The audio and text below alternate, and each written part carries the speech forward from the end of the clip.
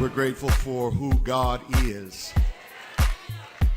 That list of names given, holy and mighty and all of that, that's just the beginning of things.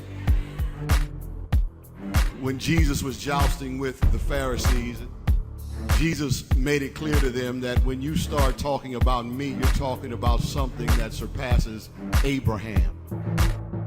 Because before Abraham was, he said, my name is I am. In other words, when you open up the book to look at all of the good things that a person can possibly be, mighty and triumphant and awesome and holy, he says that that's just the beginning of it. He had to close the book. Who I am, America. My name is BRISTER Hay IV, born in Brooklyn, New York in the year of 1988. My mother, Jennifer Milhouse Hay, and to my father, BRISTER Hay III. Who I am, America. Ever since I can remember, I envisioned a life for myself that was grander and bigger than the people around me. And that is not to say that the people around me didn't deserve more. I just dreamed really big. Who I am, America. In 11th grade, I figured out what I was going to do in my life. I was going to be the most famous Black opera singer to ever live. Who I am, America. That drove me all the way to my higher education.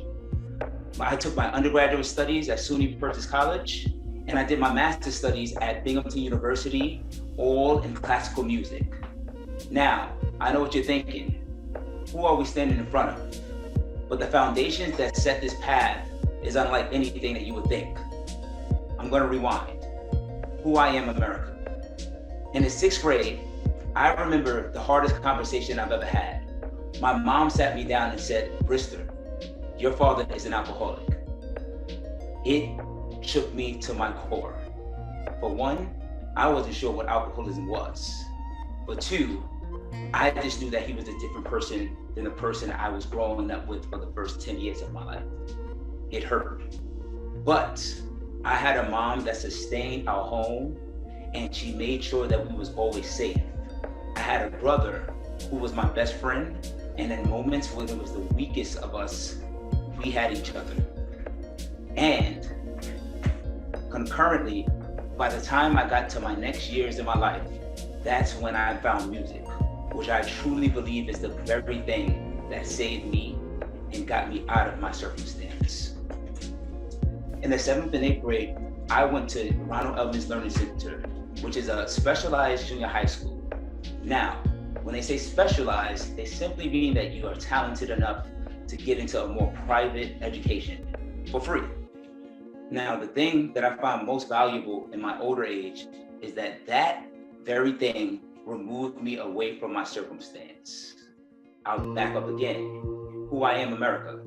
Because I grew up in Bed-Stuy in the 90s, you can imagine I saw a lot of gangs. I saw a lot of violence. And the first thing that removed me from that environment was music. And to this day, I'm forever grateful for the opportunity to expand and learn something different. Who I am, America. From the junior high school years at Ronald Elman Learning Center, it drove me and took me to my high school years at the Professional Performing Arts School, where I found one of the biggest influences of my life, Miss Chantel Wright. Now, why she was much of an influence? She was the first person to tell me that, "BRISTER, you are not where you came from. You are where you want to go." She challenged me to think differently, to be different, and truly figure out who I am and own it. Now, remember, at the same time, concurrently, my dad was still in my home dealing with alcoholism. I remember walking in home sometimes and having physical fights with him. I remember being screamed at. I remember being minimized. But I also remember the very thing that saved me, which was music, and at that time, God. I'm forever grateful for those opportunities and that community that was built by my mentor, Chantel Wright, because it allowed me to be able to hug people when I needed to be held the most. And what it did is give me experiences that showed me that the world is bigger and so much beyond the Brooklyn bubble. And I don't mean that in a derogatory way. The Brooklyn bubble is just as similar as the Baltimore bubble or as the Canadian bubble. Wherever you were and you don't recognize that you have a chance to expand, that's your bubble. Music, and it's right, my family and friends gave me an opportunity to burst my bubble. Now, after my education years at SUNY Binghamton, I actually stopped singing. I had what you call vocal nodules, which required me to get vocal surgery, and I could not sing anymore. And it was honestly one of the best things that happened to me.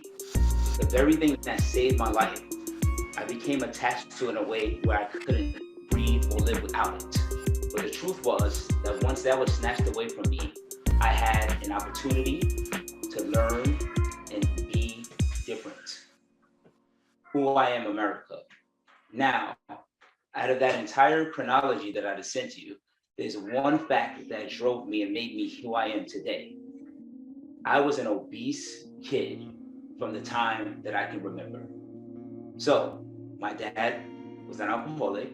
I was living in Brooklyn in one of the worst crime areas noted in history, and I was an obese kid who had no resources, no education, or no possibility to be different.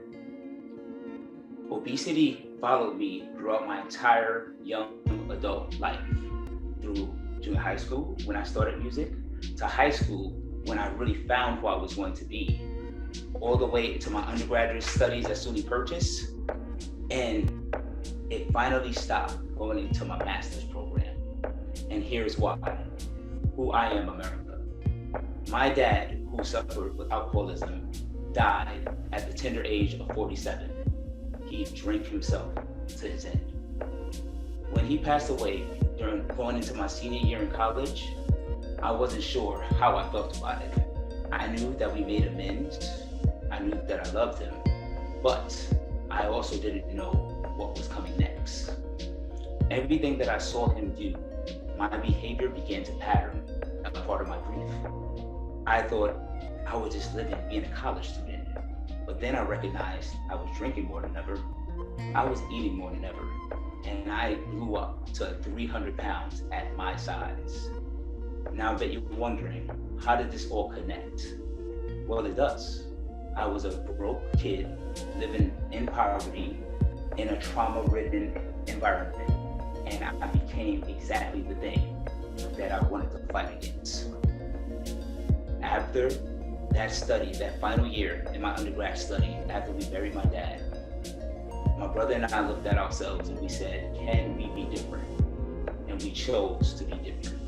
It was the first time I exercised in that summer of 2010, and we lost 100 pounds. I lost 100 pounds in year one. Why is this important? Because when I stopped singing and I couldn't sing anymore, I found fitness.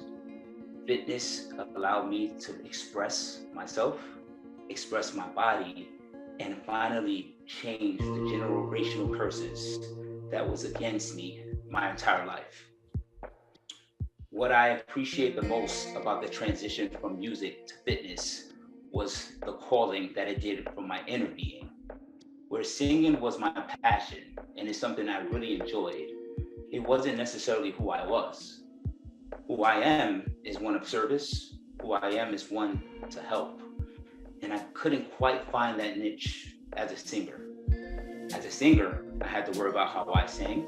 I had to worry about how people perceive me, but not necessarily what I was doing to serve people. Fitness allowed me to find that. So, who I am, America. I guess I would say from the age of birth until my 22-year-old self, after my master's program, I'm one of flexibility, one of change, and a Black man who was able to take his original circumstance and change it to the better good. Who I am, America. Who I am, America. After I finished my master's studies and I found fitness, I would truly say I found it for me. And I didn't even see it as the means to be able to help and serve other people.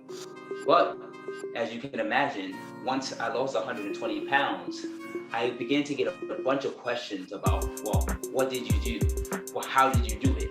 And of course, can you help me do it? Because of the circles I was in, music, being from Brooklyn and poor neighborhoods, the finding people that lacked a wellness regimen and lacked an exercise regimen wasn't hard. We can assume that most people don't do these things. In fact, the statistic says that most people do not exercise and do not eat well. But I took that intrigue in the positions that people gave me to be able to see truly how can I help people the same way I help myself. And I won't say that I was self-made. I had a lot of aid in transforming my body. I used tapes, I used read articles, and I listened to anybody that had, as they would say, the keys to really transforming the body. So after I decided to, hey, let me see how I can do this, I began to get my certifications, and I began to really figure out if I'm going to help people, how can I do it the best way that I can? Position myself for the highest success. So I was working in a hospital, who I am America, picking up jobs and odd jobs after my master's program, trying to figure out exactly what I was going to do since music wasn't in my headspace anymore. After I was working, I began to get my certifications for training, and sure enough, as I started to help people and do it for free, really to just get experience, I found another passion. And I would say that you speak to a lot of people, and having one passion is really hard sometimes. They say like, hey, I used to like things when I was younger, but I didn't really stick with it. I was fortunate enough by the age of 25 to find two things that really drove me to be the best possible. And this latter thing that has stayed on for the last 8 years has been fitness. So once I got my certification, I joined my first commercial gym as a trainer, and I started to work. And what I found was that I was a little different from most people in terms of how I approached my job. I was scholastic, but yet I had a flexibility to be able to give the client what they need. That ended up giving me a reputation of a high earner and high producing personal trainer. Now, nowadays I like to say that I think I'm more than a trainer, but it truly was the thing that set off my journey to fitness and wellness. That thing that got me right here. Who I am, America. Today, I would say in the best words that I'm a service provider. I am here to serve. And when you get me or how you get me, that may depend, because you may get me as a group fitness instructor, or you may get me in a one-on-one capacity, or you may get me as the director of a nonprofit. Who I am, America. I founded Facing It Together, Inc., which is an equitable health solution to bring solutions, mental health amenities, physical health amenities, and nutritional amenities to underserved communities. I built, to me, what was lacking for my life growing up. Who I am, America. What's very particular about Facing It Together, Inc. and my career right now is that the entire pivot came from the death of my sister in the year 2020. In June 2020, my oldest sister, Denise Milhouse, passed away. In doing so, I got the privilege to adopt my niece and nephew, who is now 13 and 10. What this allowed me to do, and what it stressed me to do, and my beautiful wife, is to figure out how do you truly show up and serve people? How do you make and have a sacrificial part of your life, but still make yourself whole? Because I won't lie, in doing so, it truly put me to the brink. I was not sure one day if I could go on, but what I had was a foundation of wellness, a foundation of mental health services and or processes, and a nutritional roadmap to be able to get myself whole again. And I would say between the events from finally finding fitness and today, which is an 8-year gap, a 9-year gap now, actually next month, it truly has given me the opportunity to give and serve people in an efficient and optimal way. And when I say optimal, what I mean is that are we giving these things that everyone needs on every level? So a lot of times we see services and we see charities and we see organizations that they give a little, but then you have to jump back and forth, place to place, to be able to really find the formula for your success. And I believe that Facing It Together Inc., that we're really creating an organization that handles a very complicated problem on a multitude of levels. The problem as we see it is the lack of access, inequities in terms of our generational and our social problems. We call it social determinants, whereas where you grew up and because you're in poverty, you'll just have a low chance of living. And to us, that's wrong. And we believe that if we can start facing these problems at the grassroots level or at the beginning level in adolescence and childhood, then we can start changing generations just by giving people the ability to change themselves and the information to always know how to steer their course in the right direction. For that, I'm privileged. For that, I'm grateful to be able to serve people into the capacity that I wish I was served. So sometimes people say like, well, why did you make FIT?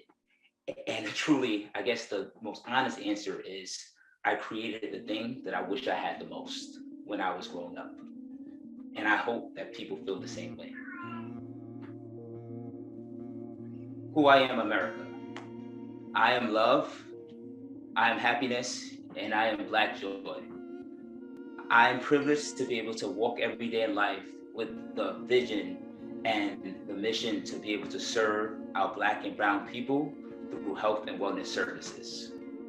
If you find fit to be able to find us, our organization, and help and kind of root us on, please follow us on Instagram at Facing It Together Inc. We know that we won't disappoint. And above all, if you know that you have something and you can do something to save or change a life, I'm asking you today, please do it. My name is BRISTER Hay IV, and I am